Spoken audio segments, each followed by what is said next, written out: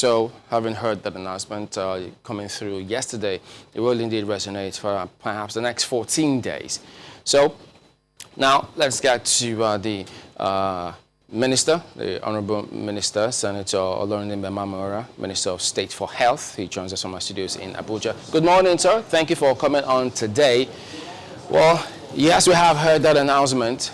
It will definitely reflect differently. People will internalize it differently. That's how it always will be.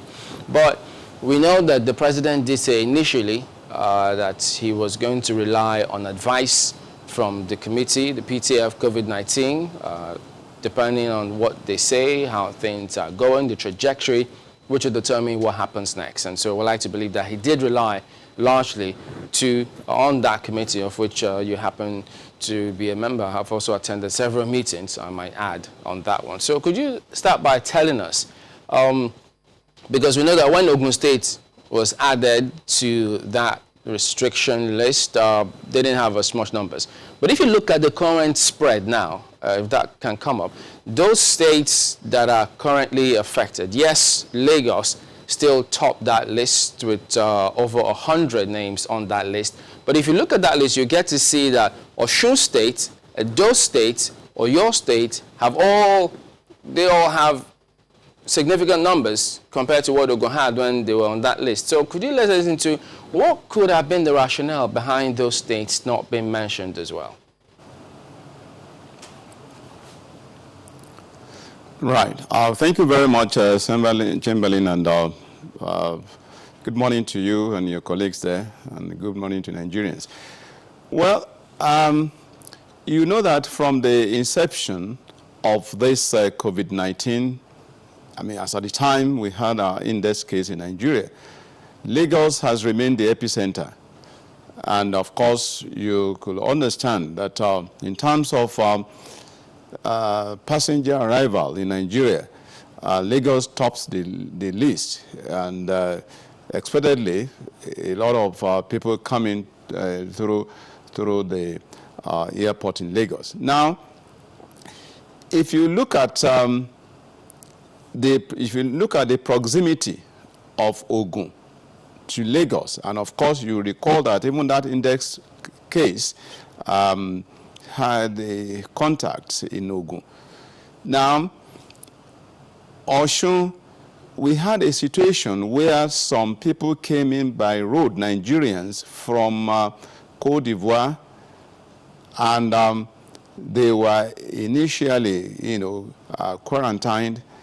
And some who came in, some of them, they are citizens of Nigeria, but native of Lagos, and some of them, majority of them, native of Osun State. So they had to be taken to those states, and we discovered that in the course of their movement from the border to Osun State, along the line, and we discovered that there had been transmission. Some came in with this, and they got while being in course of their transportation from Zime to Osun State, they were discovered to have had infection. So what I'm saying is that these things were imported, and because their final place of destination was Osun State, that accounted for the rise in figures in Osun State. Because, I mean, we thought that the concept was to slow the spread. So if people were to be on lockdown, you prevent that transmission, which community transmission as well, which we all want to avoid. So when we see those numbers spiking a little quicker than expected, we thought, wait a minute, maybe this will catch the attention of the PTF COVID-19, and perhaps they might just drop a word or two to the authorities, the president in this case, and say, look, maybe they will just need to see what can do. But that wasn't part of the consideration. But was it? No. You see, what we tried to prevent exactly was the community transmission. But okay, the way the virus spreads, it starts from cases to clusters and then to community. And the moment you start seeing cases that you cannot even trace in terms of how the patients, so to speak, how they got the thing, that is, you cannot trace that the history, travel history, you cannot establish having been in contact with confirmed cases. With the moment you start seeing this kind of situation, then you know that you are moving into community transmission. And that is what we have observed, particularly in Lagos and even in Abuja and in some of those states. Don't forget, the spread in Korea, in South Korea, then came from a lady who came in from China for some religious engagement in South Korea. And just through that single person, the thing just spread, exponentially. And that is the problem with COVID-19, the ease of spread. The ease of spread. And that is why initial case detection and contact tracing is very, very critical. But there's a limit. Don't forget, we have a lot of slum settlements and all that. And then we discovered again that some of the passengers that came in, they did not give travel history to enable us to do appropriate and the proper contact tracing. They did not. Some did not give their history in terms of travel. And we saw quite a number of that, which, of course, gave rise to what we are beginning to see as community transmission.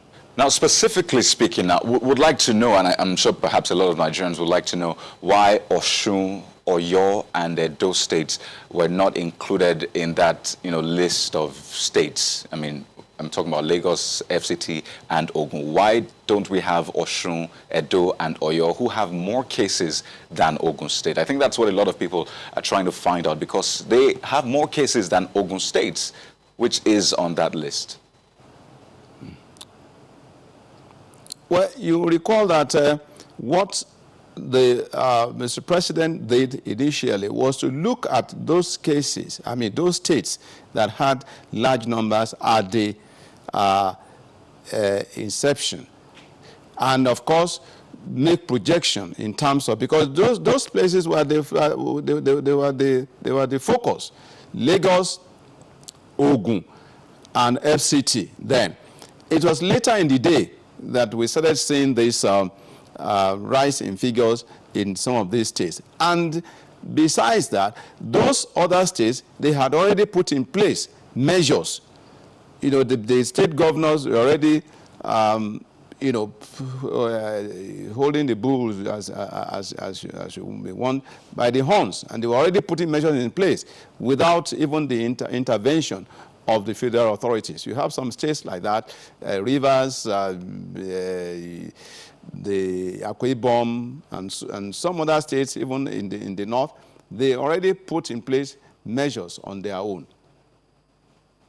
But Senator, at the time that Ogun, particularly Lagos, the time they were added on that list, they already had measures on their own as well, didn't they?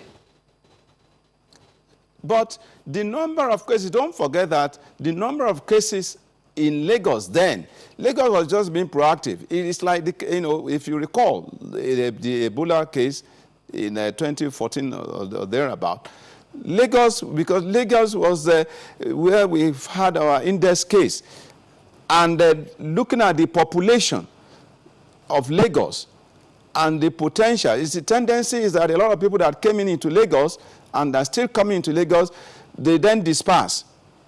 They disperse. But Lagos, which is like the epicenter right now, things just, start happening from Lagos. That was what happened. Do we then assume, given what you've said, that chances are that no other state, no matter how much more cases they record, may be added to this list, if at all, these 14 days will be extended further? Well, no. You see, this thing is so dynamic. It's so dynamic, you cannot even predict what happens, the next moment. But you just get anticipatory and monitor things. And of course, the decisions and the actions will be as the dynamics of the spread takes place. That is the situation. You can only make some projections and, of course, do what you need to do in terms of continuous contact tracing where you can. But at a point in time, it becomes difficult to, you recall that even from the presidential address, about 92%, were traced initially, despite the fact that we had challenges in some situations where we couldn't even establish the source of infection in some of these patients. And like I said, the moment you start saying that, that tells you that you are beginning to move into community transmission. It's right after the president said 92% of the contact cases have been traced. He also said that we have increased our testing capacity to 1,500 daily. And the question is, because a lot of people say that we have recorded these cases maybe because we've not tested enough. So at this point, do you have an idea how many people have been tested for COVID-19 in the country? As at 1 week ago, we had 5,000. So what do we have right now? Well, like I did say earlier on, it's dynamic, and the figures continue to change. And we get this feedback from NCDC, and what we are ramping up to is, that is why we are opening the molecular laboratories. We have 11 right now, starting from 5. And of course, it's not just opening up this, we also need to provide the personnel to man this lab. So at the end of the day, the target is to be able to do nothing less than 10,000 cases per day in terms of testing.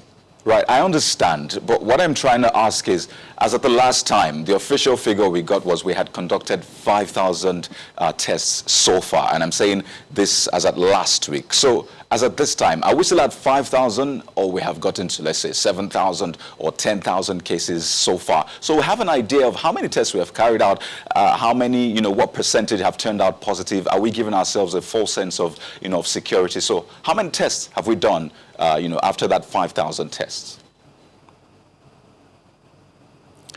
Well, the figures we are getting from NCDC is about 7,000, between 7,000 and 10,000 figures. That's what we are getting from NCDC as the number of cases are tested. Are you comfortable with the pace at which we are going about this fight, especially in the areas of testing? Just yesterday we saw, figures that point to double-digit thousands, 5-digit thousands of cases in some African countries, South Africa, Ghana, and all of that. Some ramping up testings for up to like 20-something thousand. But while we are still grappling with figures hovering around 5,000, 7,000, just as you have said, are you comfortable with the pace at which we are going about this? Well, it depends on the mode of testing that each country adopts. You see, there is no one-size-fits-all in this, the management and the approach to COVID-19. What we do and what the WHO itself recommends is that each country must try to be creative, innovative, flexible, and of course, in terms of approach, it must be adaptive as well. So that's what some countries, they adopted the rapid test approach. But then what we have seen in terms of rapid test approach is that it's liable to a high margin of error. Besides, none of the rapid test kit has been validated, so to speak, by the WHO. And we rely largely on guidelines provided by the WHO. What we use is molecular testing. Molecular testing is the one that is reliable, that is in terms, you can measure the actual viral load. These other, other tests, that is rapid test kits that you see, relies on what we call antigen-antibody reaction. It will just, it's a kind of qualitative testing, which will not really give you the amount of viral load in the body. But what we have adopted as a policy is the molecular testing, which is reliable, which measures the viral load, and of course, very, very reliable. That is what we have adopted. And well, as you said,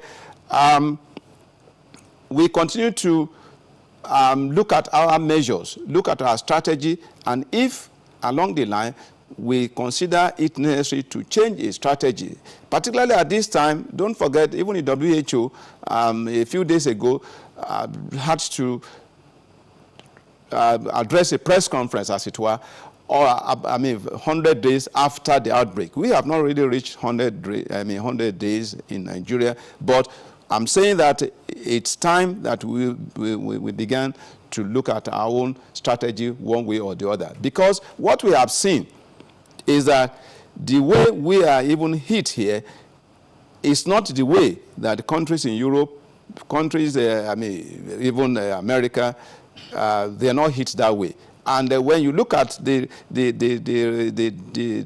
fatalities, you would see that the fatality is very low here when you look at the ratio here compared with what obtains in those other countries in Europe, in America, and all that. Then, of course, the rate of recovery is faster here. That's what we have seen. And these are things that will tell us that we may need to start looking at things differently, somehow or the other. And that we are looking at the moment. All right, we'll see if we can follow up on that as we progress. But we'd like you to listen to this short clip and then to get your response afterwards. I am pleading with everybody to please tell Nigerian government to let me go. This is my 16th day of incarceration. What have I done? What have I done? Benue State lied on me that I have COVID-19. I just got the result yesterday. After 15 days, I just got the result yesterday. And the result is a stage play with different dates, birthdays, different recordings, which they themselves know and try to put right. That's left to them. But please, I want to beg Nigerians to also beg President Buhari or Shibanjo, the health minister Osage, and whoever is in charge to please let me go out of this place. I am tired, I am fed up, I am exhausted. I don't know what to do anymore. I don't know why they're keeping me. That they want to treat me. Treat me for what? What are they treating me for? I am not sick. They have seen the result that they lied about, and they are not letting me go. Well, should they say her name is Susan Idoko. What can you tell us about this, Minister?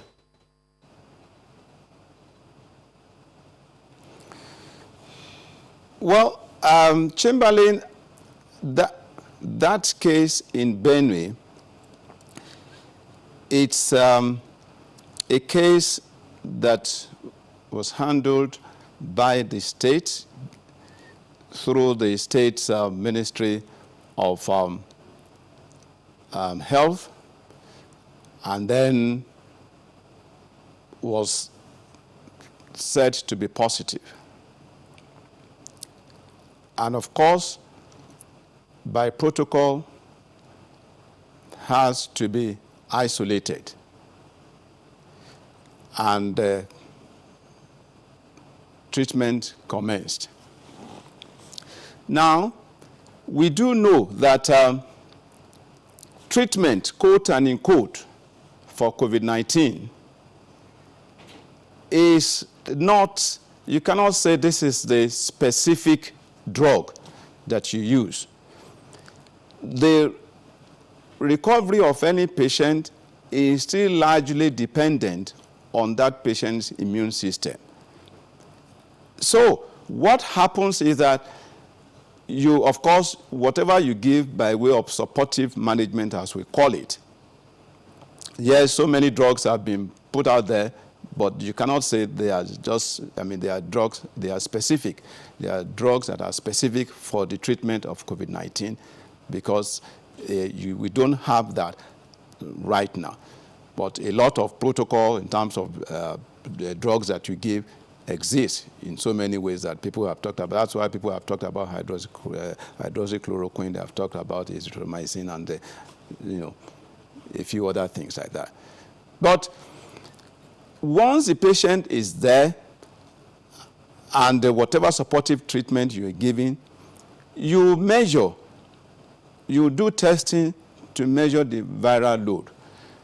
And the information available to me is that at a point in time, the patient viral load became low, but not totally negative. Because before you can declare a patient free, you have to do 2 successive tests and coming out negative at interval of 48 hours. Pardon me for butting in, Minister. Now, I just need to put this patients, in. We appreciate they were trying to just clear the air on that particular matter, but that perhaps is in an ideal situation. But in this case, she's questioning the fundamentals, the details upon which all of those ideals are predicated on. How about that? What do we do about that? Well, if she's questioning that, of course, NCDC will look into that. I'm sure NCDC will look into it and, by way of investigation, to give the what really happened in terms of the complaints of that lady. It's the NCDC that will give us the details. But I'm saying that the bit I got to know about that is that that case was seen by the state Ministry of Health, and of course we have our emergency operation team in that place working with the state. Okay. In conclusion, what is the team looking to achieve within these 2 weeks? We know that there's going to be a huge focus on testing, because if you look at the stats, for instance, as at the 12th of April, South Africa had tested a little over 80,000 people, and then that's for a total population of 1 million per 1,350, and they have total cases at the time 2,173. So testing is a huge fundamental in these things. What are we looking to achieve in these 2 weeks? Well, essentially, you see, when you do a lockdown, it is to limit movement. And because COVID-19 can only spread when people move around and have contact. So the first thing is to limit contact. That is the whole essence to start with. And of course, if you limit contact, 1, 2, it will enable us to also put all our structures in place. We are talking of isolation centers and all that. We need to put this in place. We need to ramp up our testing capacity through the opening. I told you initially we had just 5 labs. As of today, we have 11 laboratories, that is molecular laboratories spread throughout the country, and more are coming upstream. So it will enable us to put things in place. It will enable us to also prepare our personnel, particularly the frontline, health workers, whether they are nurses, doctors, name them. And of course, other protocols that we need to place to enhance our capacity and ability to respond, to respond appropriately to situation at hand. So those are some of the things that we intend to achieve through the lockdown. Senator Olorunnibe Mamora, Minister of State for Health, thank you very much indeed for talking to us this morning. Thank you very much for inviting me.